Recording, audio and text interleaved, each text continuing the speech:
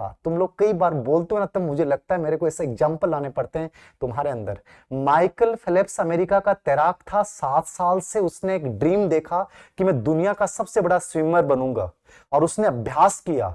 वो ओलंपिक में खेल रहा है। बीजिंग ओलंपिक से 2 साल पहले उसका एक्सीडेंट होता है, और एक्सीडेंट होने के बाद माइकल फेल्प्स का राइट हैंड जो है वो क्रैक हो जाता है, हड्डी टूट जाती है। डॉक्टर के पास जाता है, और डॉक्टर के पास जाने के बाद ऑपरेशन होता है। ऑपरेशन में डॉक्टर कहते हैं कि तुम अब कभी तैर नहीं पाओगे, और तैरने की कोशिश की तो तुम्हारे बहुत नुकसान हो सकता है। तुम्हारे इस हाथ में कोई ताकत नहीं बची है। माइकल फेल्प्स का भविष्य का निर्धारण एक डॉक्टर कर रहा था। जैसे आप में से कई बच्चे कहते हैं कि सर मैंने ऑफलाइन टेस्ट दिया था और उसमें मेरी रैंक 900 भी प्लस आ गई, मुझे सब मेरे साथ वालों ने कहा कि तू नहीं कर सकता। माइकल फेल्प्स के बारे में डॉक्टर ने कहा कि तू तैर नहीं सकता, क्योंकि तेरा राइट हैंड जो तेरी सबसे इंपॉर्टेंट चीज थी वो अब ताकतवर नहीं बचा, ये काम नहीं करेगा, तुम अब कभी तैर नहीं पाओगे।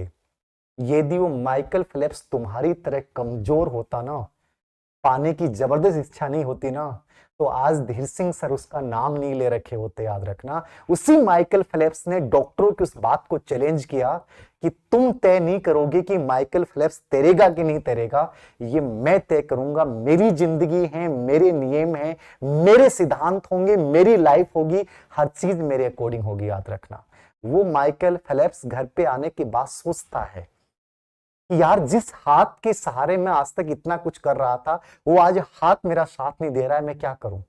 एक तरीका था, वो रो लेता। जो समय गवाया उसके लिए कह लेता है कि यार मेरा समय खराब है, भाग्य खराब है, मेरा वक्त ही खराब है कि मेरा एक्सीडेंट क्यों हुआ, ऐसे समय में मेरे साथ ऐसा क्यों हुआ।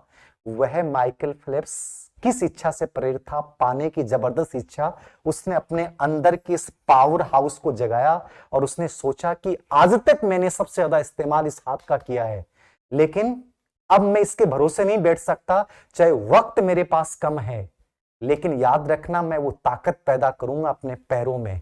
याद रखना, जब जिंदगी में तुम किसी एक संसाधन से आगे बढ़ रहे हो और वो इंसान तुम्हारे उस संसाधन को छीन ले, भगवान तुमसे उस संसाधन को छीन ले, आदमी का विश्वास उठ जाता है। लेकिन माइकल फेल्प्स ने कहा कि मैं करूंगा, और उसने अपने घर के स्विमिंग पूल में इतना गजब का अभ्यास किया, 2 साल इतनी गजब की ताकत लगाई, पाने की जबरदस्त इच्छा लगाई, और उसने अपने पैरों में वो गति पैदा कर ली कि जब बीजिंग ओलंपिक में माइकल फेल्प्स उतरता है, पूरी दुनिया आश्चर्यचकित हो गई, क्योंकि ऐसी कोई प्रतियोगिता नहीं थी जहां माइकल फेल्प्स गोल्ड नहीं जीत रहा हो। 8 गोल्ड मेडल एक साथ जीते थे माइकल फेल्प्स ने। सोच सकते हो, सोच सकते हो, अरे सोच सकते हो, डॉक्टर ने, सबने कह दिया कि तैर नहीं सकते, उस इंसान ने इतिहास बदल दिया। किसके द्वारा? पाने की जबरदस्त इच्छा। इस वर्ड को पकड़िएगा, पाने की जबरदस्त इच्छा से तुम 10 दिन में 70 दिन जैसा काम कर सकते हो। ये याद रखना, मैं बोल रहा हूं। एक एक पल को तुम गजब का बना सकते हो। कितनी स्टेमिना के साथ तुम पढ़ सकते हो, कितना कॉन्फिडेंस तुम ला सकते हो, कितना अभ्यास तुम कर सकते हो, कितनी पॉजिटिविटी तुम्हारे अंदर ला सकते हो। ये सिर्फ गेम तुम्हारे अंदर के पावर हाउस का है। मैं कुछ नहीं हूं, याद रखना, साधारण हूं, याद रखना, लेकिन असाधारण बनने की ताकत अपने अंदर रखता हूं, क्योंकि मेरे अंदर ये है, पाने की जबरदस्त इच्छा। 3 बातें मैंने की। अतीत को भविष्य मत बनने देना। नंबर 2, नेगेटिव मार्किंग से कैसे बचें।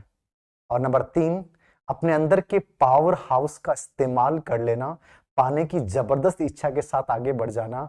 दुनिया का हर कंपटीशन तुम्हारे पैरों में लौटेगा। याद रखना, तुम कहते हो ना कि 10 दिन बचे हैं, 15 दिन बचे हैं, 20 दिन बचे हैं, 1 महीना बचा, 1.5 महीना बचा, 2 महीने बचे हैं। सर मैं इस बैकग्राउंड से, और क्या फर्क पड़ता है, तुम किस बैकग्राउंड से हो। फर्क इस बात से पड़ता है कि तुम्हारे अंदर इस क्षण तुम क्या चुनते हो, पाने की जबरदस्त इच्छा को चुनते हो, या तुम्हारे वही बहाने चुनते हो। याद